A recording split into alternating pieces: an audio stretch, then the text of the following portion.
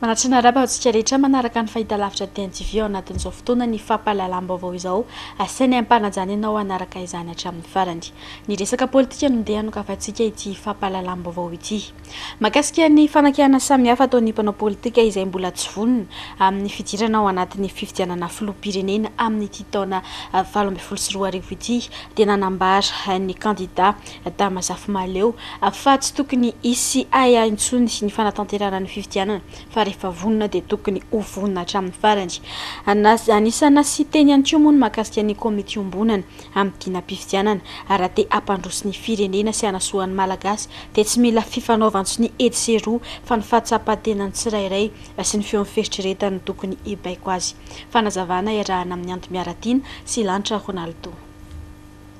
Ny hevitro dia efa tamin'izany le nandrotsaka voalohany ny fampilazana teny amin'ny SK hoe zako dia kandida narotsaky ny olona tamin'ny alalana soni za efa niteny tamin'izany hoe mety amiko daty io dia teny ry azy azy hoe hevitra indray tsy mitazona ny tenako ka sasany ane aloha anao zay aloha izy anao zany fa za tsy anao an'izany za efa niteny hoe anao dia anao ono marché miandro sini ve vao mahatsara tena hoe zao no tokony atao miakina aminao io na ataovy soni be dia be eo fa mody manao an'izay tinge politika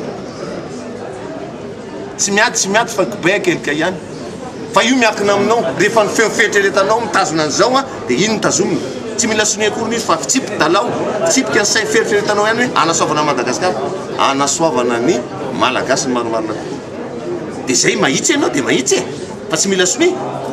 Nanamafy ny tokony sy ny fifidianana amin'ity taona ity ihany koa ny fikambanan'ny mpanabe eto Madagasikara na ny Sirène. Izy ireo moa dia milaza fa isan'ny tokony ho harena ny lafin'ny fanabeazana eto Madagasikara satria heverin'izy ireo fa fototry ny olana ka mba tsy hataraiky fa hirosoana avy hatrany ao anatin'izay fanavaozana tontolon'ny fanabeazana izay no tokony hirosoana indrindra amin'ny fifidianana filoham-pirenena ny daty ny 7 Novambra amin'ity taona 2024 ity. Horantsika avy hatrany izay faneho-kevitra izay.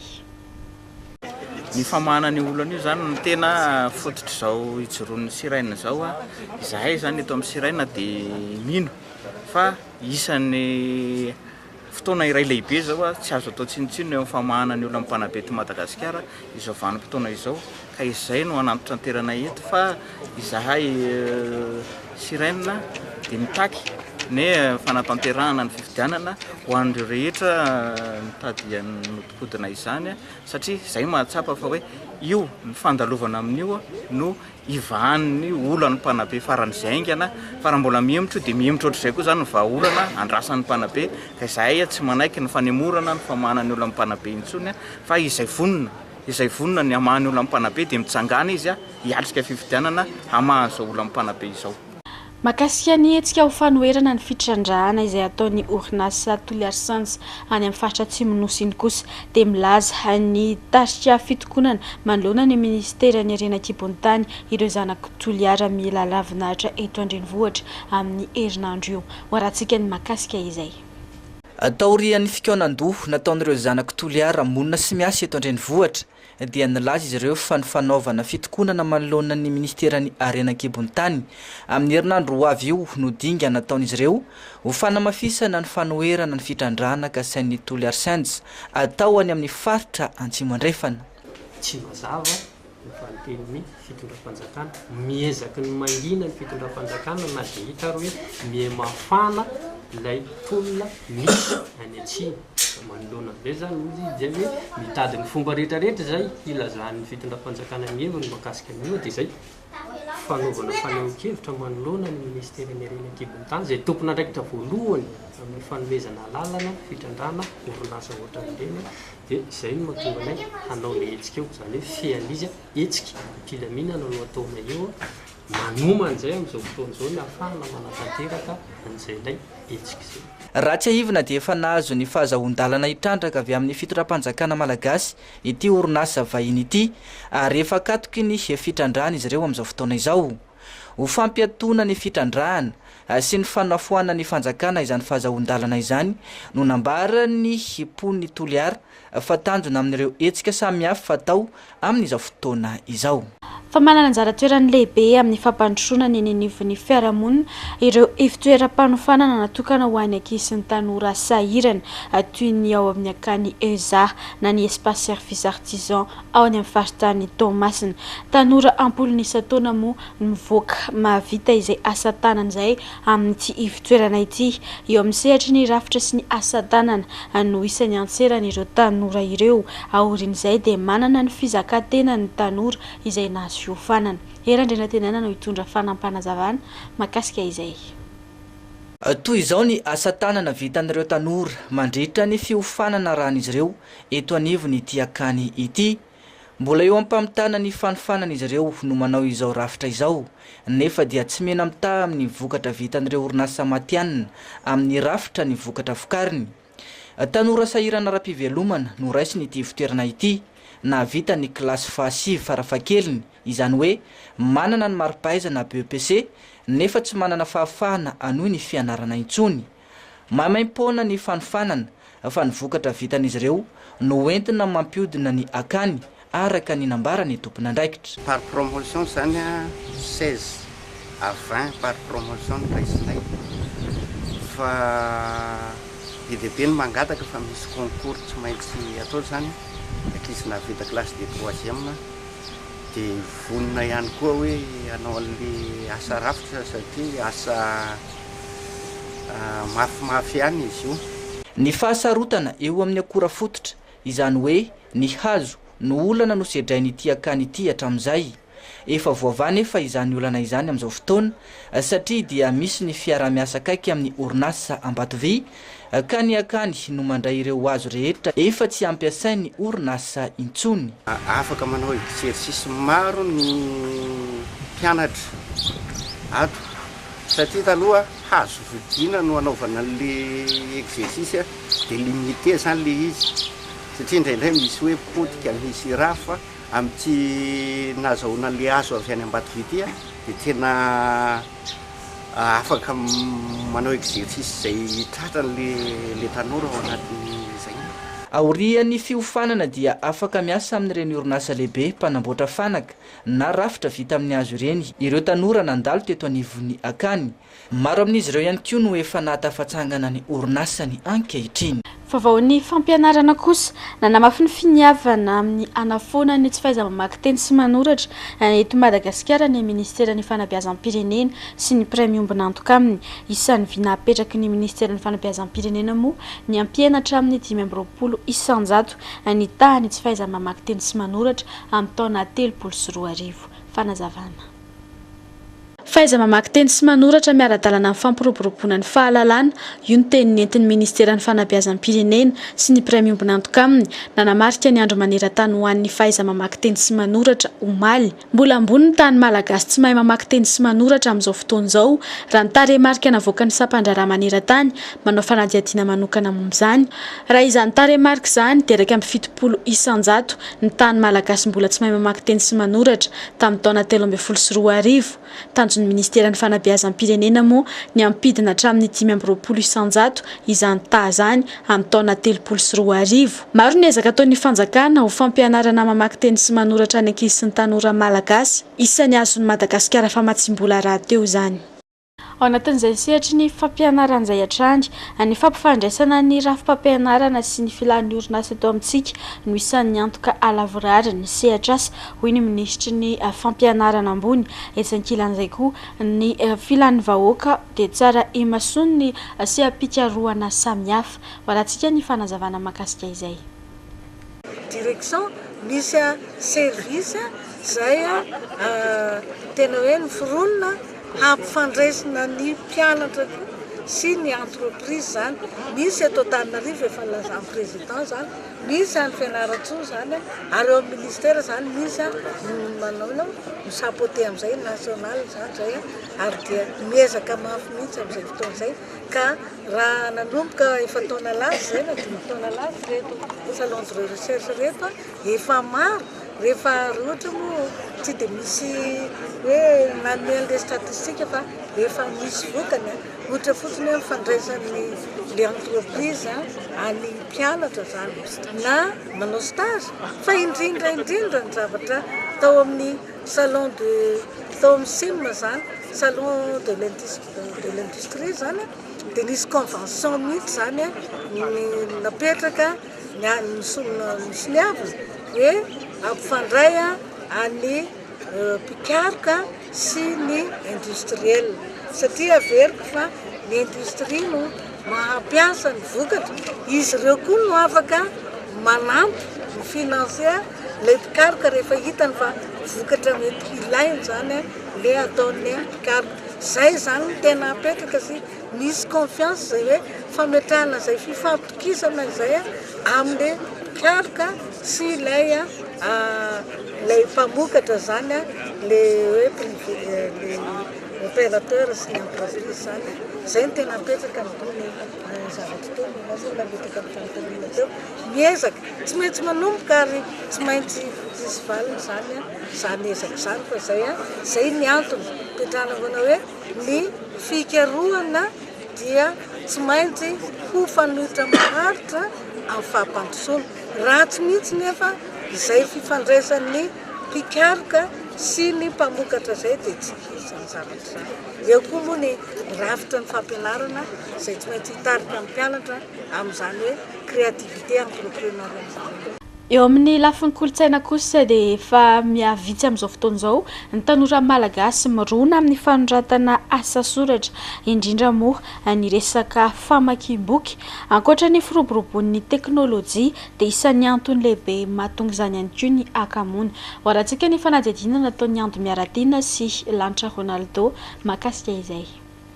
Tsy liana amin'ny fanoratana sy ny famoronana asa soratra ny tanora malagasy amin'izao fotoana izao, hidika lehibe entina manambe sy mitaiza azy ireo anefa izany fa indrindra mitondra fampandrosoana ny firenena. Zava-dehibe zany ary zavatra tena ilaintsika mihitsy ary anisan'ny zavatra amposihana indrindra ny tanora mba hanoratra. Zavatra tsy dia ampy loatra amintsika dia ilay ny tantara firenena, tantara tseha-tantapiazo ireny ary ireo tantara alefa fatefatra be ireny. Ilaina daholo satria raha misy ny anisan'ny tena hoe mitaiza sy manabe dia ireny tantara ireny. Toerana mety zava-dehibe satria zavatra rakitry ny sofina ela voa ny hitan'ny maso indrindra ary zay zany tena mampirisika mampivoatra ary mampimobomobo. Ankoatra izay mbola vitsy ny boky vokarin'ny mpanoratra malagasy raha mita amin'ireo firenena any ivelany. Antony maro moa no voalaza ho anton'izany raha tsy laza fa tsy nitsifana boky vokarina eto an-toerana. Araka izany ny fiara-miasa eo amin'ireo mpivarotra boky ny sehatry ny fampianarana ary ny mpanoratra ny orika lehibe ahafahan'ny malagasy mamokatra boky maro raha ny fanazavana trandry. Matetika rehefa tapran'ity tonga dia mandeha any teknôlôjia avonenty ity ohatra ny adino rehefa makina boky kanefa tena zava-dehibe. Hitanao fa eo amin'ilay hoe rehefa mamokatra boky zany manao boky tsy mora lafo dia lafo kanefa arakaraka ny amaroan'ny boky lafo no ahafahana mamokatra bebe kokoa. Ny farafahabetsany pita zao dia arivo zany kely zany fa raha ny tena marina miala pitan-dranomasina any raha mamokatra analo anety raha tsy fantatsika zany mitanjona dia resaka hoe boky zay no ilaina mihitsy any amin'ny tanan'ny olona masoboka fa indrindra efa tsara boky soratana amin'ny teny malagasy. Misy mpivarotra mpivaroboky toerana mpivarotana boky rehefa antanin'ireo dia amin'ny teny gasy sa amin'ny teny vahiny rehefa miteny amin'ny teny gasy dia ohatra mitsikitsiky tsy mety zany ary tokony indrindra tokony hoe ampiroborobo misy toerana miasa ataon'ny mpivarotra boky ny sehatry ny fampianarana ary ny mpanoratra. Zay tsika vao afaka teny hoe afaka boky anaty anety atapitrisana azy any antsasany zany zavatra.